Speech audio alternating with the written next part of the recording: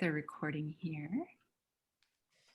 And we can, I think, officially kick off. Well, good afternoon, everybody. Welcome to Unit 1 from Foothill High School. This is our California Wildcard team. Welcome to Day 3 of the We the People National Competition. Congratulations for making it to this stage of the event. My name is Emily Voss. I am the Virginia We the People Coordinator, and I'll be your timer. In just a moment, I will hand things over to your judges. They'll introduce themselves, and then they'll ask you to do the same and introduce your teacher. And then you all know the drill from there. They'll read you the question, and then you guys will do your prepared statement, and then we'll do some follow-up questions with 2 extra bonus minutes today. All right, so we can go ahead and officially hand things to the Unit 1 judges. Okay. Terrific. Good afternoon, California. My name is Sue Leeson. I'm a senior justice on the Oregon Supreme Court. Mariam? I'm Miriam Amarsadeghi. I am judging this competition every year. It's a pleasure to be with you. I participated in the program the first year it was offered on the bicentennial of the U.S. Constitution, long time ago. I serve on the board of the Center for Civic Education, and I've spent a good part of my career providing civic education opportunities to people living in not free countries, including Iran, which is where I'm originally from. Terrific. Tim? I'm Tim Moore from the Center for the Study of the American Constitution at the University of Wisconsin in Madison. Terrific. It's great to be here. California, we are doing question 1 in Unit 1 this afternoon, which I will read. If they could introduce themselves. Oh, I'm sorry. Thank you for catching me. I'm so sorry, you guys. I didn't mean to. You disappeared off my screen, and oh, please introduce yourselves. Good afternoon. We are Foothill High School's Unit 1, representing the city of Pleasanton and the state of California. My name is Becky Kim. My name is Smriti Devi. And my name is Sean Dwan. We'd like to thank the judges, the audience, and the timekeepers for being here today. And we'd like to introduce our coaches, Mr. McBride, Mr. Zedamore, and Mr. Constantelos. Oh, we're very happy that you're here, and I'm blaming my total gaffe on your disappearing from my screen. You're why we're here, and I don't want to ever ignore you. Now I'll read question 1, but at least you know which one we're doing. Benjamin Rush, the American War is over, but this is far from being the case with the American Revolution. To what extent, if any, did revolutionary principles influence constitution making during the founding period? What problems, if any, does the principle of consent present when creating or amending constitutions? To what extent, if any, are revolutionary principles evident in modern times? We look forward to your presentation. In The Rights of Man from 1791, Thomas Paine noted that American independence from Britain would have been largely insignificant had it not been accompanied by a revolution in the principles and practices of governments. Our unit believes America's driving revolutionary principles of inalienable rights, equality, and popular sovereignty aim to reject the status quo, whether social or political. However, in contrast to the Declaration of Independence, the federal Constitution took several steps backwards from these revolutionary principles. Early state constitutions did not follow the status quo of the British government, but to different degrees. Radically implementing revolutionary principles, Pennsylvania's constitution aimed to protect rights and popular sovereignty through annual direct elections and uphold equality through near universal white male suffrage. Maryland's constitution, on the other hand, tried to adapt popular sovereignty to the British aristocratic ideal, with the Senate elected by an electoral college. The federal government ultimately failed to fully embrace these principles, as the Constitution was created through compromise, evident through the various opinions voiced in the Federalist debates. For example, the Connecticut Compromise combined the Virginia and New Jersey plans, implementing popular sovereignty more directly through the House of Representatives in Article 1, Section 2, than the Senate in Section 3. The preamble emphasizes the principle of consent of the governed, but problems arise with strict interpretations of what consent entails when creating or amending constitutions. For example, the Articles of Confederation, which required unanimous consent to amend, was abandoned as an abject failure. However, without such a high standard, it still remains difficult to integrate those who do not give express consent in government. To reconcile consent with effective government, John Locke describes tacit consent in the Two Treatises of Government from 1689. He argues that by simply enjoying the benefits of government, a person gives tacit consent to the social contract, but also implies that aggrieved parties can challenge a constitution or amendment only by actively rebelling. To prevent this, active compromise and the explicit representation of diverse interests is required. As Donald Horowitz writes in Democracy in Divided Societies from 1993, a proposed constitution can receive the consent of the governed only if it adequately accommodates those who did not actively consent. Thus, the problem of consent depends on how tolerant these minority factions are of rule by others. Rigorous amendment procedures, like Article 5, attempt to ensure additions to the Constitution broadly represent the interests of citizens, even if it entails a rigid constitution. In the 21st century, revolutionary principles of inalienable rights, equality, and popular sovereignty are evident in society. However, we see the greatest rejection of the socio-political status quo mostly at the grassroots level. Antiquated federal institutions making it increasingly difficult to implement these principles nationally.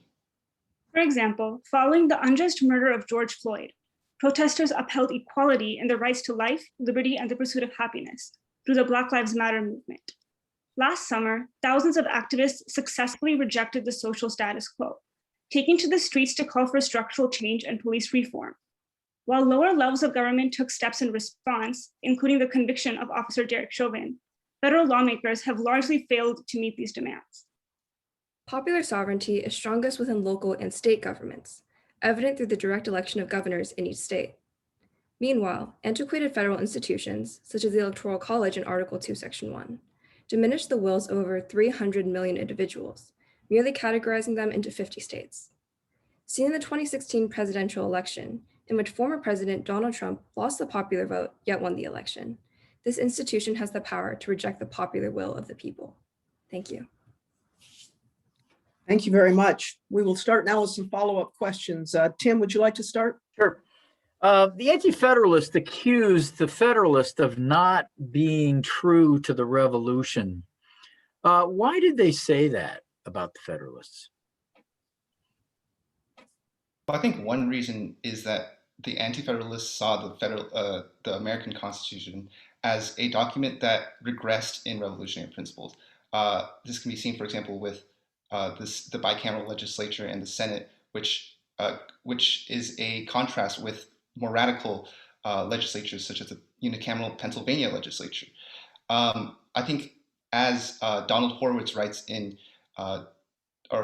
as Gordon Wood writes in The Radicalism of the American Revolution from 1991, essentially one of the revolutionary principles was a rejection of this idea of a social hierarchy. And I think that Anti-Federalists saw in the Constitution a re-implementation of this type of hierarchy with, for example, a Senate that is an elitist body checking the House of Representatives in Article 1, Section 2 and 3.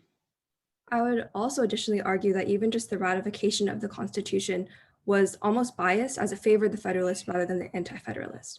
For example, as seen through the Pennsylvania Ratification Convention, the Federalists at this time held power over the printing presses. And so they only chose to publish works that were done in favor of the Federalist debates, and that can even be seen, for example, in the Federalist Papers. So in that way, I would argue that that could even be like a violation of their true consent. So let me follow up on, go ahead. I would just like to add on the Constitution itself, which was supported by the Federalists, created the Electoral College in Article 2, Section 1 of the Constitution. And as Alexander Hamilton defended it in Federalist Paper number 68, he describes the fact that the electors are supposed to be these educated elite people who will make the best choice for the people. But I believe that this actually fundamentally undermines the notion of popular sovereignty, as it should be the people who get to decide that. Okay, so let's follow up on those 2 points you've made. One about the ratification process and the other about the Electoral College. If in fact the ratification process was illegitimate because it was controlled from a biased point of view, remember that we still almost didn't get a constitution because Virginia and New York almost failed to ratify. The Constitution had gone into effect, but with those two, would we have been better off if those two states had not ratified and left us with in a sense, 4 confederacies, or maybe 3 confederacies. Then follow up with that is the Electoral College. It's never operated as designed. Does that make it any more tolerable? So 2 points. Well, as to the first question, I think that you can have a revolution that is immoral, but still have a government that established from the revolution that is moral. This can be seen, for example, in Alan Buchanan's paper entitled "The Ethics of Revolution and Its Implications for the Ethics of Intervention." Yeah, and so I think in this case, since it did serve the common good in that the Constitution ensured that there was a national defense system rather than like competing states working to undermine each other, as can be seen under the Articles of Confederation. But it builds in this elitism that you talk about in the Electoral College and the Senate. So say more about whether those are illegitimate. I would agree with that statement. I do think that to many degrees that the Electoral College is illegitimate. For example, as John Elster writes in Forces and Mechanisms of Constitution Making from 1995, he writes that not only the creation of the Constitution, but even the Electoral College was created geared towards these elite class of like white planter men. And it was even created with these like secret trade-offs and bargains behind closed doors, the Philadelphia Convention, for example. And so even as seen, for example, with Article 4, Section 2, Article 1, Section 9, in which slavery was essentially protected, that this is illegitimate because it also does violate these people like African Americans, popular sovereignty in support of these like white men. And for the second part of your question about the Electoral College, I don't think that the country should tolerate it, as it is possible for somebody to lose the popular vote yet win the Electoral College and thus the presidency. And this was seen in 2016. And I would propose the National Popular Vote Interstate Compact, where instead of giving the state's electoral votes to the state popular vote winner, you would give it instead to the national popular vote winner. And this would ensure that the national popular vote and the Electoral College always coincide with each other. Miriam? Okay, so how would that, just the last thing you said, how would that be more representative of our country? Wouldn't it be a violation or a lessening of the consent of states? And don't the power of states help us to maintain consent and check the power of the federal government? Yeah, I agree with that statement. I think that as John F. Kennedy, or Senator John F. Kennedy said about like abolishing the Electoral College, if it's not necessary to fix, then it is not necessary to fix. So I believe that if we were to like reform the Electoral College as my mates propose, that would create a lot more strife within, for example, states in the Midwest that are quote unquote like flyover states. It would create a lot more discontent, and there would be like a lot of like court battles, and it'll just lead to a period of like national strife that I don't think is warranted. Even though it might move us closer to the ideals of popular sovereignty, I don't think it's worth it. I would heavily disagree with that viewpoint. I think that currently the Electoral College, the way that is mapped out, purposely kind of it disenfranchises, for example, African American people or people within like urban America.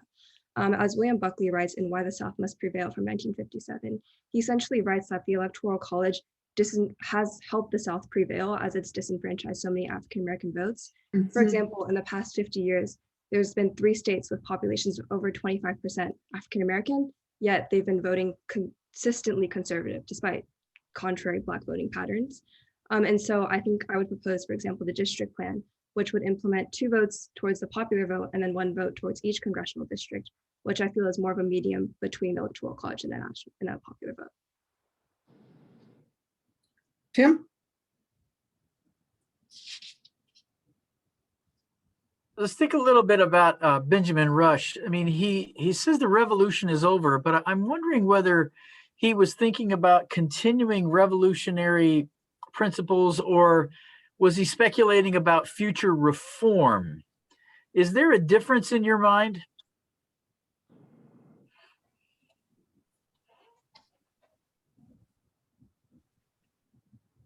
I mean, I think that I don't think that there really is that great of a difference between a revolution and a reform. I mean, Aristotle defines he defines a revolution as in his work Politics from 350 BC as any change in the social or political makeup of a nation.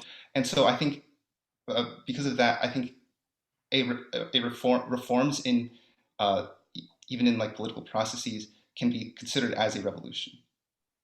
I would additionally agree that I believe that, for example, a socio-political revolution is just a makeup of these like many reforms, and it's over a period of time. So there's not really one final state that you're trying to get to. I'd point to, for example, a sexual revolution, which started in the 1960s, in which views towards sex and, for example, same-sex marriage were slowly becoming less conservative. However, it wasn't until 2015, until Obergefell versus Hodges passed and same-sex marriage was legalized. However, that's not to say that during the sexual revolution, this like change wasn't happening and revolution wasn't happening as well.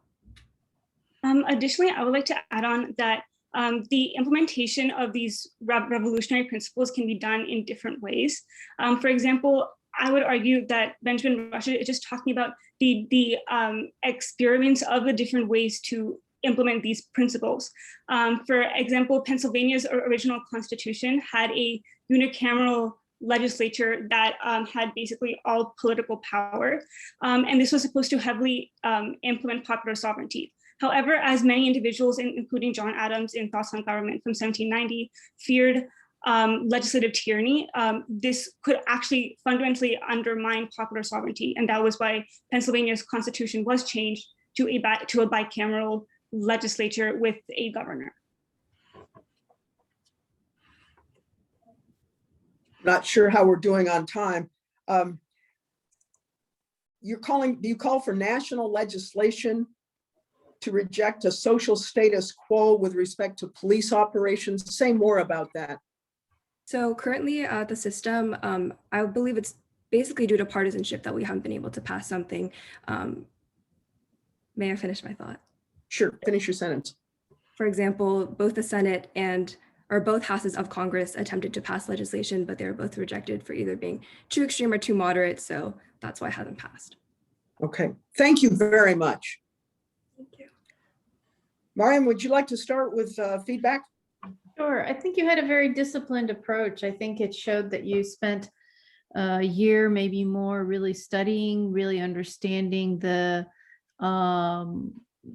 core issues. You were able to be well versed in the founding history documents, approaches, people, and called upon those as we were trying to test and challenge you. You worked well together as a team. You were very calm, collected. You didn't seem too surprised by anything. Well prepared. A pleasure. Thank you. Tim? Yeah, I especially appreciated your framework of social or political, and that's why I wanted to push you on this social question, whether social reform is in the tradition of the American Revolution or not. So I appreciated that framework. I also thought you laid out the problem in Lockean consent theory. You've got this, to my estimation, one of his weakest parts of the second treatise is this notion of tacit consent, and you acknowledge that, and I think that's and it came out in your presentation too. I appreciated that. I also thought your understanding of these anti-federalists, where there wasn't a fair and balanced media, and so therefore, how could this ratification debates be in the tradition of the Revolution if the Federalists are controlling? And reference Pennsylvania again. I mean, there's all kinds of shenanigans that's going on in Pennsylvania. So the fact that you knew some of that history is impressive to me. On the whole, I think I would have liked to heard a little bit more about the distinctions between revolution and reform, because Rush, as you may know, was quite involved in a lot of reform movements, and I have to think that he's looking forward to all of his efforts that would be in his future, in him seeing social reform or in social revolution. So I think maybe a bit more on that might have been helpful to make those distinctions between revolution and reform. But on the whole, this is very thoughtful presentation, and I very much enjoyed this. Thank you. Well, I echo that sentiment very strongly. I love that you staked out a position that the federal Constitution took a step backwards from revolutionary principles. In that respect, you have aligned yourself with the anti-federalists in an elegant kind of way and a courageous way. And yet then you contradict it, it seems to me, later when you say the national government ought to be telling the states what to do with respect to, say, police reform. And if we've learned anything during COVID, the state police power, the power over the public health, safety, welfare, and morals is the one place where the national government really runs into some walls, some brick walls, and especially when it comes to health. Our president was shocked to learn that he wasn't the commander in chief suddenly. So I would push you to be a little more consistent on how much you really want to own that anti-federalist position, with which I have some very strong sympathies, and how much you want to reform the national government to embrace the principles of individual rights, equality, and popular sovereignty, so that we would become one big revolutionary nation as opposed to a bunch of revolutionary independent states. That's the place where I think I would push you some. Really a nice presentation and very, very thoughtful engagement with us, which we really appreciate. Thank you so much. Good luck.